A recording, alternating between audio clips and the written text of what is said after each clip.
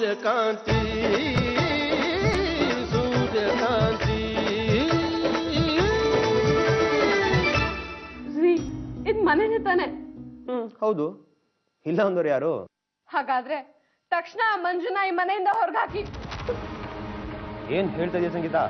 ಅವನನ್ನ ಮೊದ್ಲು ಈ ಮನೆಯಿಂದ ಹೊರಗಾಕಿ ಅಂತೆ. ಏನಾಯ್ತು ಸಂಗೀತ? ಯಾಕೆ ಇಷ್ಟು ಹೊರಟಾಗಿ ಮಾತಾಡ್ತಾ ಇದೀಯಾ? ಮಂಜು ಅವ್ರಿಗೆ ಸ್ವಲ್ಪನೂ ಗೌರವ ಕೊಡದೆ ಅವನು ಇವನು ಅಂತಿದ್ಯಲ್ಲ, ಯಾಕೆ? ಅವನೊಬ್ಬ ಹೆಣ್ಬಾಕ, ಅವನ್ಗೇನ್ರಿ ಗೌರವ ಕೊಡೋದು? ನಾಲಿಗೆ ಬಿಗಿ ಹಿಡ್ದು ಮಾತಾಡು. ನೋಡಿ, ಅವ್ನ್ ನನ್ಗೋಸ್ಕರ ಮಾಡಿರೋ ಪ್ರತಿ ಕೆಲ್ಸದಲ್ಲೂ ನನ್ನನ್ನ ಅವನ್ ಕಡೆ ಸಿಗಬೇಕು ಅನ್ನೋ ಉದ್ದೇಶ ಇತ್ತು.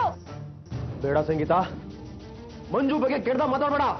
ನನಗ್ ಗೊತ್ತಿಲ್ಲದೆ ಅವನ್ ಮೊಬೈಲ್ ನಲ್ಲಿ ನನ್ನ ಫೋಟೋಗಳನ್ನ ತೆಗ್ದಿದ್ದಾನೆ ಆ ಬದ್ಮಾಶ್. ಅಷ್ಟೇ ಅಲ್ಲ, ನಾನ್ ಸ್ನಾನ ಮಾಡುವಾಗ ಕಿಟಕಿ ಹತ್ರ ಬಂದು ಅವನ್ ಮೊಬೈಲ್ ನಲ್ಲಿ ಅದನ್ನ ರೆಕಾರ್ಡ್ ಮಾಡ್ಕೊಂಡಿದ್ದಾನೆ. ನಿನಗೇನಾದ್ರೂ ಹುಚ್ಚಿಗೆ ಹಿಡ್ತಿದ್ಯಾ? ಯಾರು ಬರೋಪ ಮಾಡ್ತಿದ್ಯಾ ನೀನು? ಏನ್ ಹೇಳ್ತಾ ಇದೆಯಾ ಅನ್ನೋ ಜ್ಞಾನ ಇದೆಯಾ ನಿನಗೆ? ರೀ, ಆಧಾರ ಇಲ್ದೆ ನಾನೇನು ಮಾತಾಡ್ತಾ ಇಲ್ಲ. ಬೇಕಾದ್ರೆ ಹೋಗೋನ್ ಮಾತಾಡೋನ್ ನೋಡಿ. ನೋ, ನೋಡಲ್ಲ. ಮಂಜು ನನ್ನ ಫ್ರೆಂಡ್, ನನ್ನ brother. More over he is my guide. ನಿನ್ ತರ ಅವ್ರ ಬಗ್ಗೆ ಚೀಪಾಗಿ ಯೋಚನೆ ಮಾಡಲ್ಲ. ನಿನ್ ಬುದ್ಧಿ ಯಾಕೆ ಹೀಗೆ ಹೋಲ್ತಾ ಹೋಗಿದೆ? ರೀ, ನನ್ ಮಾತನ್ನ ಸರಿಯಾಗಿ ಕೇಳಿಸ್ಕೊಳ್ಳಿ. ನೀವೇನಾದ್ರೂ ಅವನು ನಿಮ್ ಮನೆಯಿಂದ ಹಾಕಿಲ್ಲ ಅಂದ್ರೆ ನಾನೇ ಈ ಮನೆ ಬಿಟ್ಟು ಹೋಗ್ತೀನಿ. ಸಂಗೀತ, ಏನಮ್ಮ ಸಮಸ್ಯೆ? ಸಮಸ್ಯೆನಾ? ನಿನ್ ಗಂಡನೇ ನನಗ್ ದೊಡ್ಡ ಸಮಸ್ಯೆ.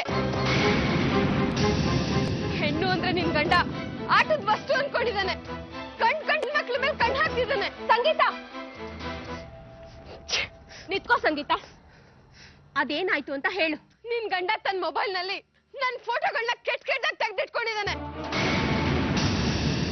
ಅಷ್ಟೇ ಅಲ್ಲ, ನಾನ್ ಸ್ನಾನ ಮಾಡ್ಬೇಕಾದ ಕಿಟಕಿ ಹತ್ರ ಬಂದು ತನ್ನಲ್ಲಿ ಅದನ್ನ ರೆಕಾರ್ಡ್ ಮಾಡ್ಕೊಂಡಿದ್ದಾನೆ.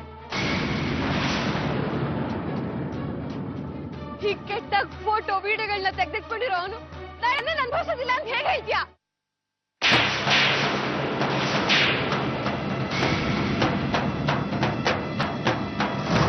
ನನ್ ಗಂಡ ಶ್ರೀರಾಮಚಂದ್ರ ಅಂತ ಎಲ್ರಿಗೂ ಗೊತ್ತಾಗ್ಬೇಕು. ಅದಕ್ಕಾದ್ರೂ ಮೊಬೈಲ್ ಚೆಕ್ ಮಾಡ್ತೀನಿ. ನನ್ ಬಗ್ಗೆ ನನಗೆ ಹೆಮ್ಮೆ ಅನ್ಸಿದೆ ಹರ್ಷ. ನನಗೆ ಅನಿಸ್ತಿದೆ. ಎಲ್ಲದಕ್ಕಿಂತ ನೀನು ಮನೆಯಲ್ಲೇ ನಿಂತ್ಕೊಂಡು ಬಾಬು ಮನೆಯಿಂದ ಹೊರಗಡೆ ಹಾಕೋ ಹಾಗೆ ಮಾಡ್ದಲ್ಲ, ನಿಂದು ಪಕ್ಕಾ ಪೊಲಿಟಿಷಿಯನ್ ಬ್ರೈನ್. ಹರ್ಷ, ಬಂದ ಸಿಚುಯೇಷನ್ ಚೆನ್ನಾಗಿ ಯೂಸ್ ಮಾಡ್ಕೊಂಡು ಪ್ಲೇ ಮಾಡಬೇಕು. ಆಡೋ ಆಟನ ತುಂಬಾ ಸ್ಮಾರ್ಟ್ ಆಗಿ ಆಡ್ಬೇಕು. ಕರೆಕ್ಟ್. ನಿನ್ನ ನೆಕ್ಸ್ಟ್ ಪ್ಲಾನ್ ಏನು? Simple and fast. ಮಂಜು ಮತ್ತು ಬಾಬುನ ಬೇರೆ ಬೇರೆ ಮಾಡಿದ ಹಾಗೆ ಕಾಂತಿ ಮತ್ತೆ ಮಂಜುನ ಬೇರೆ ಬೇರೆ ಮಾಡೋದು. ಅವಳ ಕೈಯಿಂದ ಶೋ ಆಗಿರೋ ಕಂಪ್ನಿನ ಲಾಕ್ಔಟ್ ಮಾಡೋದು. ಅದೇನು ಮಹಾಬಿಡು, ಇದನ್ನೇ ಸಾಧಿಸಿದ್ಯಾ? ಇದನ್ನ ಮಾಡಿರೋ ಬ್ರೈನ್ಗೆ ಅದನ್ನ ಮಾಡೋಕ್ಕಾಗದೇ ಇರುತ್ತಾ? ಅದು ಒಂದಿನ ಆಗುತ್ತೆ ಬಿಡು.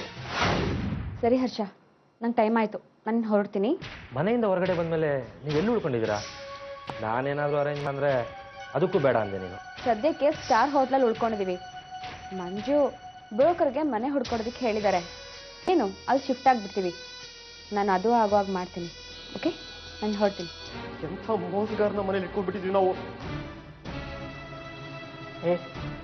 ಅದೆಲ್ಲ ಮಾತಾಡ್ಬೇಡ್ವಾ? ನನ್ನ ಮಂಜು ಬಗ್ಗೆ ಇನ್ನೂ ನಂಬಿಕೆ ಇದೆ.